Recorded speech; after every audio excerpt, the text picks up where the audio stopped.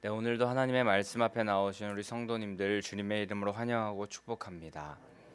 오늘도 하나님께서는 우리에게 반드시 들어야 할 말씀을 듣게 하실 것입니다. 그러나 그 말씀이 전부 우리가 듣기 좋은 말씀, 혹은 듣고 싶은 말씀, 혹은 나에게 꼭 필요하다고 생각되는 그런 내 생각에 필요한 말씀을 어, 항상 주실 거라는 느낌을 받을 수는 없을 것입니다. 하지만 하나님의 말씀이라는 것은 내가 원하는 것, 또 내 마음대로 하고 싶은 것과 거리가 멀 수 있습니다. 충분히 그럴 수 있습니다. 왜냐하면 신앙생활은 내 중심에서 벗어나 하나님 중심으로 변화되는 것이기 때문입니다. 그래서 신앙생활이 어렵다고 말하는 것인데, 이 신앙생활을 기쁘고 즐겁게 할 수 있는 비결을 바울 사도는 고린도전서 15장 32절에 이렇게 고백합니다. 날마다 나를 죽이는 것이라고 합니다. 또 갈라디아서 22장 20절에서는 내 안에 나를 십자가에 못 박고 내 안에 오직 그리스도만 사시게 한다면 그 신앙생활이 가능하다는 것을 말하고 있습니다. 그렇게 내 안에 나를 죽이고 내 안에 그리스도가 살게 하심으로 정말 하나님 중심의 신앙을 하게 되고, 말씀 앞에서 재고 따지고 걸리적거리는 것을 없이 하고 하나님만 따르는, 하나님만 끝까지 섬기는 귀한 성도님들 되셔야 할 줄 믿습니다.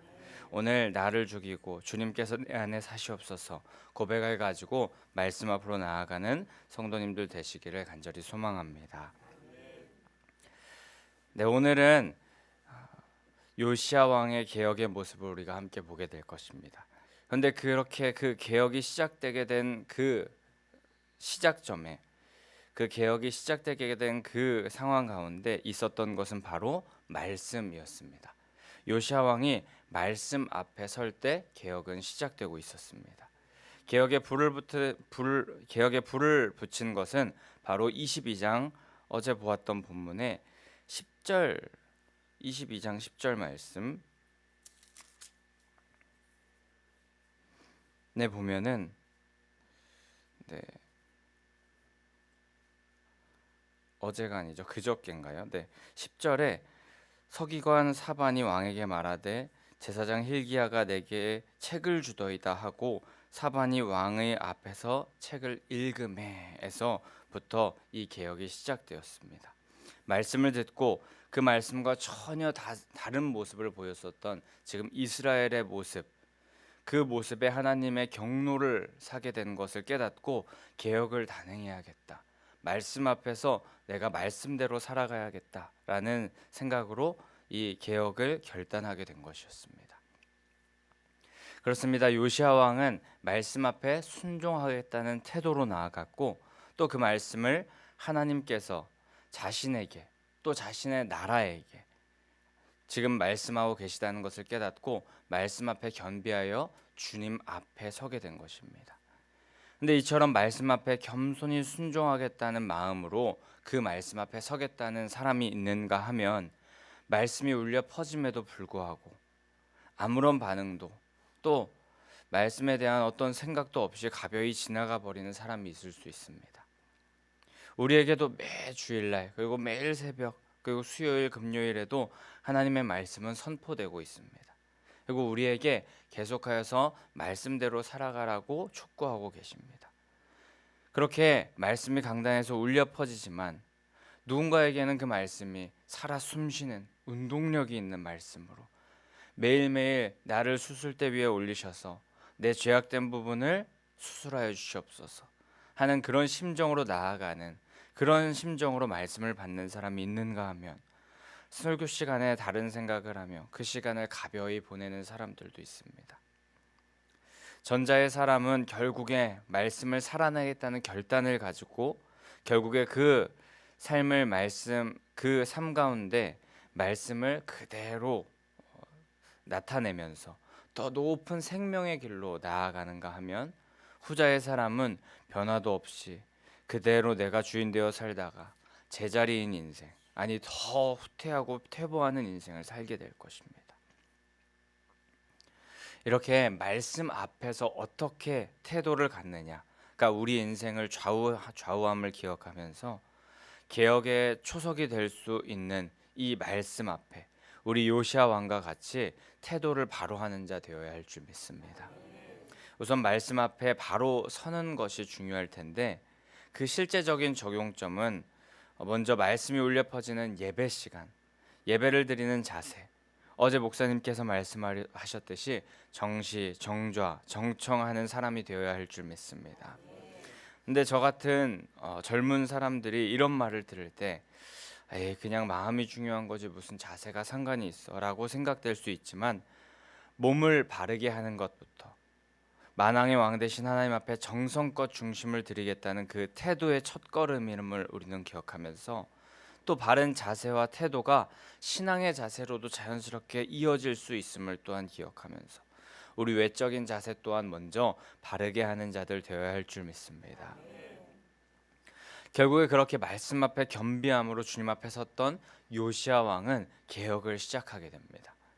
먼저 자신을 변화시키며 개혁의 시작이 되었던 이 말씀을 모든 백성들이 듣도록 시작한 것입니다.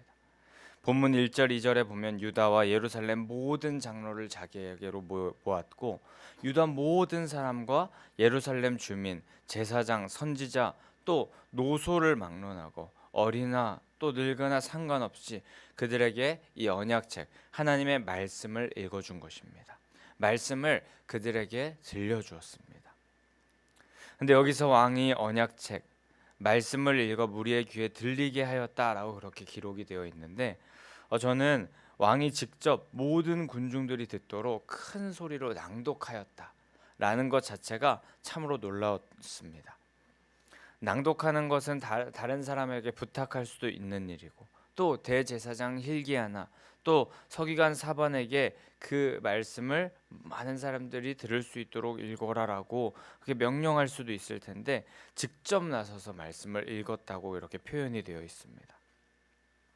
이는 자신이 하나님과 백성들 사이에 계약의 중재자의 역할을 이렇게 수행하겠다라는 것으로 말하는 것이기도 하고 또 이 개혁을 시행함에 있어서 개혁을 그리고 또 계속하여서 감당함에 있어서 내가 뒤에 서서 그 방관자로 서 있지 않겠고 일선에 내가 그 개혁을 감당하는 자로서 계속하여서 이 개혁을 진행할 것이라는 강한 결심을 보여주는 구절입니다. 왕의 주도하에 그 나라 최고 권위자인 왕의 주도하에 왕이 명령한다면 그 모든 것을 행할 수 있을 테니 왕의 주도하에 이 일을 끝까지 이루어가겠다. 개혁이 확실히 이루어지도록 밀어붙이겠다라는 그런 의지를 이 요시야 왕이 갖고 있었던 것입니다. 우리도 이 요시야 왕과 같이 말씀 앞에서 말씀을 바로 깨닫고 하나님께서 그 말씀을 행하라고 우리 가운데 마음을 주신다면 방관자에 머무르지 않기를 소망합니다. 만약 내가 듣고 그대로 따르고 행하여야 할 말씀이라면 이 말씀을 절대 내가 무시하지 않겠다. 이 말씀을 쉬이 사라지도록 가벼이 흩날려지도록 두지 않겠다라는 의지를 가지고 일선에 나가서 결단하며 힘차게 선포하며 나아가는 자 되어야 할 것입니다. 특별히 자신이 속한 가정과 또 목장, 직장, 사업장 가운데 하나님께서 우리에게 허락하여 주신 말씀이 있다면 그 말씀 앞에 그 공동체가 모두 반응하며 순종하며 나아갈 수 있도록 우리 그 각자 말씀을 받은 사람들이 그 장을 마련해 주는 일을 감당하는 자들 되어야 할 줄 믿습니다. 주님께서 허락하신 말씀을 혼자 마음속에 두고 감추어 두지 말아야 할 것이고 누군가 하겠지라는 그런 방관자의 태도도 우리는 버려야 할 것입니다. 말씀 앞에 요시야 왕과 같이 왕의 채통도 있을 수 있고 권위도 있을 수 있고 또 높은 그런 지켜야 할 그런 자세도 있을 수 있겠지만 그거 다 내려놓고 말씀을 백성들 앞에서 크게 외쳤던 그 요시야 왕과 같이 우리들도 주님께서 말씀하시고 그대로 행하여야 함을 명령하신다면 지위, 명예, 권위 다 내려놓고 말씀대로 살겠다고 말씀대로 살아내겠다고 또 말씀대로 내가 속한 공동체가 살아낼 수 있도록 돕겠다고 의지를 가지고 끝까지 밀어붙이는 자 되어야 할 줄 믿습니다. 창피하고 쑥스러워할지라도 말씀이라면 해야 합니다. 이것이 좌우로 치우치지 않는 신앙의 모습이고 주님께서 칭찬하시는 신앙의 모습이 되는 줄 믿습니다. 말씀대로 행하고 따르고 좌우로 치우치지 않으므로 하나님 나라 관점이 열려진 신앙하시는 믿음의 성도님들 되시기를 축복합니다. 그래서 이제 3절에 왕이 단 위에 서서 여호와 앞에 언약을 백성들과 이제 세우게 됩니다. 마음을 다하고 뜻을 다하여 여호와께 순종하고 그 계명과 법도와 율례를 지켜 이 책에 기록된 언약의 말씀을 이루겠다. 우리 모두 함께 이루어 나가자라는 약속이었습니다. 하나님과의 약속이었습니다.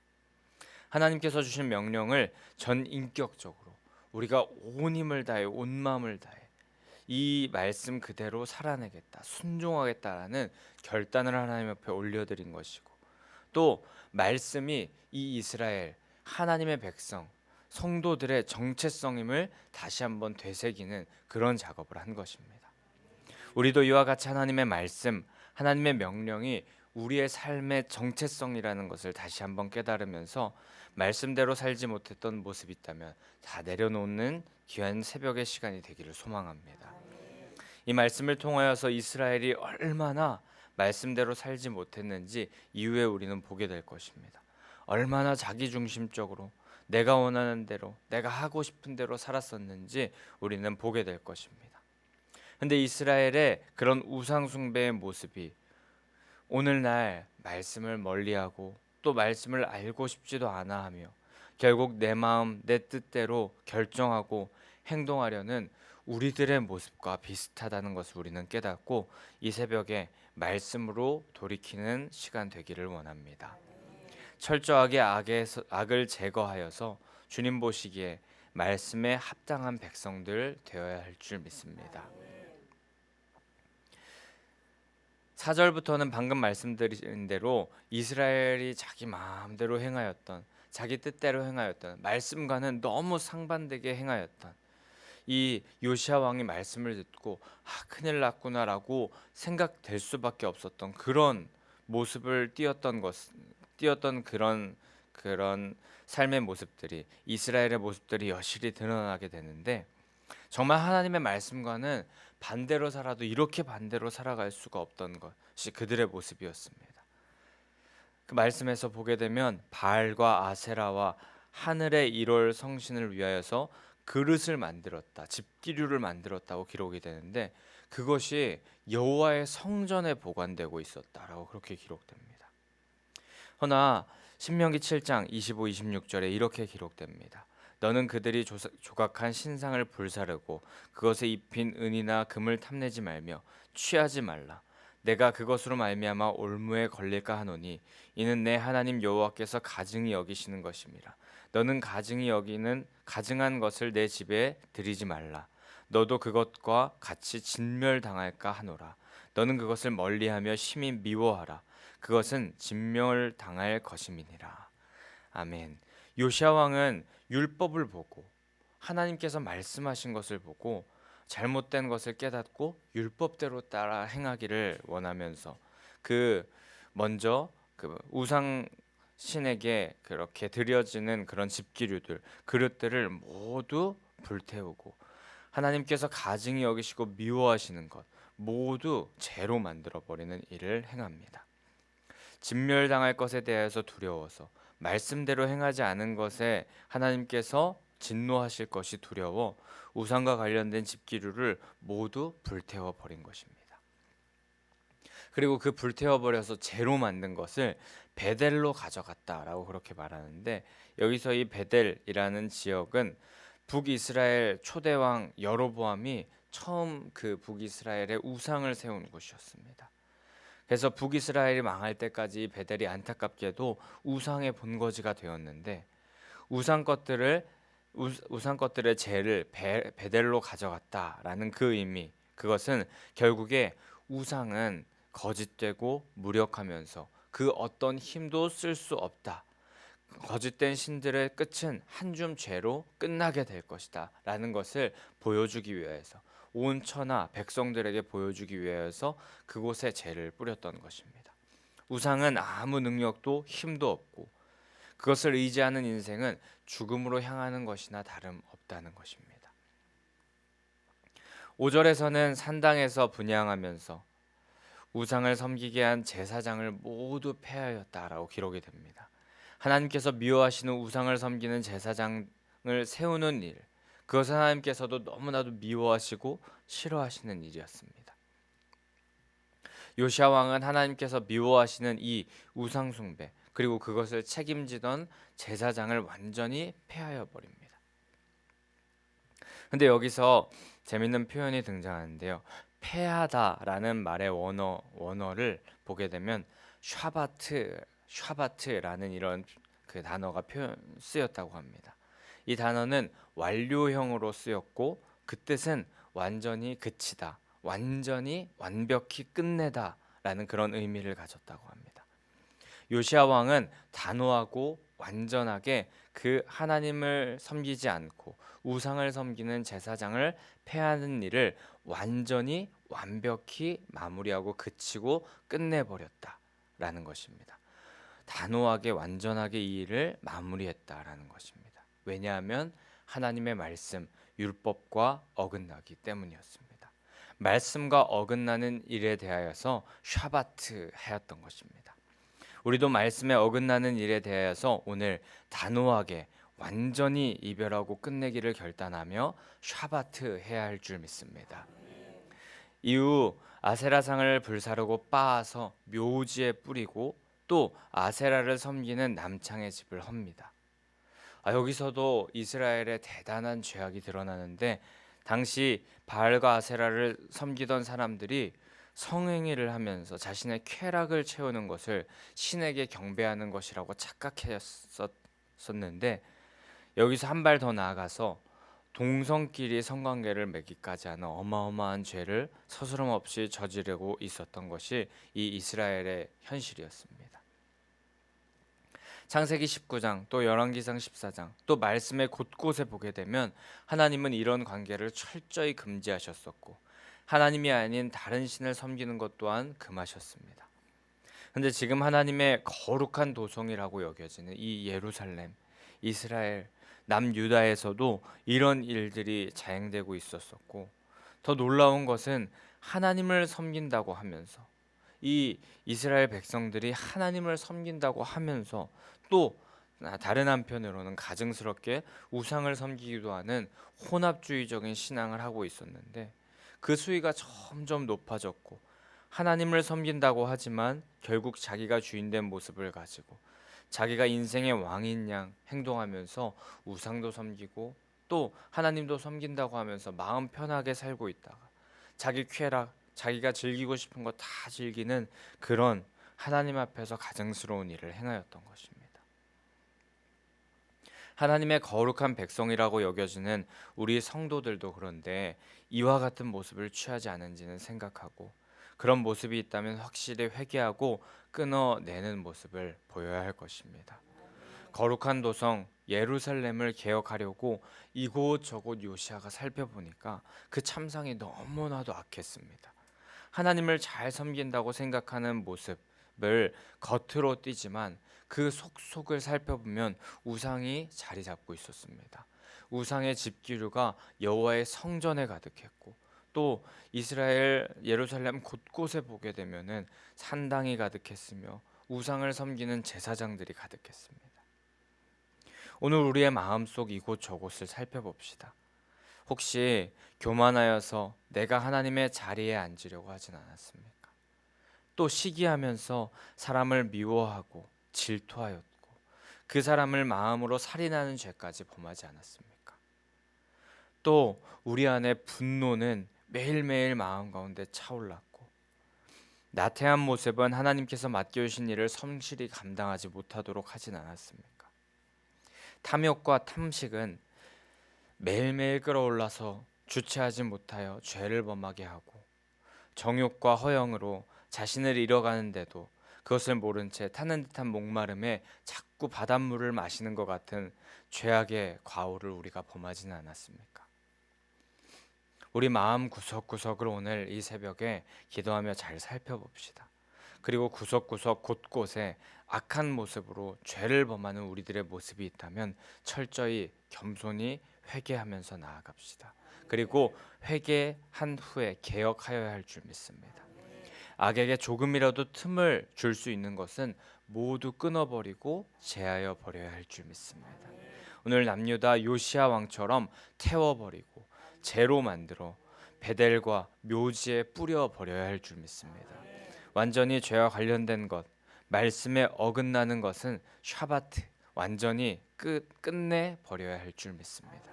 이렇게 개혁하면서 나아가게 된다면 하나님께서는 그 깨끗한 심령 위에 개혁하여서 모든 것을 제하여 버린, 재로 만들어서 뿌려버린 그 심령 위에 놀라운 부흥의 불길을 허락하여 주실 줄 믿습니다. 피부를 바꾸는 것이 개혁이기 때문에 너무나도 어렵고 힘들고 반대 세력도 생길 수 있고 잘 따라오지 않는 사람도 있을 수 있지만 결단하면서 시행한다면 하나님께서는 참으로 기뻐하실 것이며 그것을 이뤄나갈 수 있도록 도와주실 줄 믿습니다. 그리고 그 땅을 회복시키셔서 부드럽게 하시고 또 그 부드러운 땅 가운데 좋은 땅 가운데 말씀의 씨를 뿌려주실 것이고 결국에 열매 맺게 하실 줄 믿습니다. 오늘도 우리를 도우시고 선한 길로 인도하실 주님을 의지하여서 말씀 앞으로 한 걸음 한 걸음 더 가까이 나아가길 원합니다. 그렇게 나아간다면 이미 부활의 능력으로 다 이루신 예수님의 능력을 우리가 함께 누리기 위하여서 성령의 충만함을 부어주실 줄 믿습니다. 오늘 이 새벽에 성령의 충만함을 받으셔서 교회와 가정, 목장과 직장, 또 사업장의 개혁을 그 장소 우리에게 맡겨주신 그 사역의 자리에서 샤바트 완전히 하나님께서 기뻐하시지 않는 것은 끊어내버리고 끝내버림으로 완전히 완료시켜버림으로 해서 부흥의 열매를 맺게 되는 우리 귀한 모든 성도님들 되시기를 간절히 소망하고 축복합니다. 아멘. 우리 이 시간에 그러면 함께 218장 찬송하신 후에 주님께서 우리에게 명하시는 모든 것도 우리가 끝까지 잘 감당해야 되겠다는 결단을 가지고 찬송하고 기도하며 나아가실 텐데 부활신앙 및 교회 부흥을 위한 기도 제목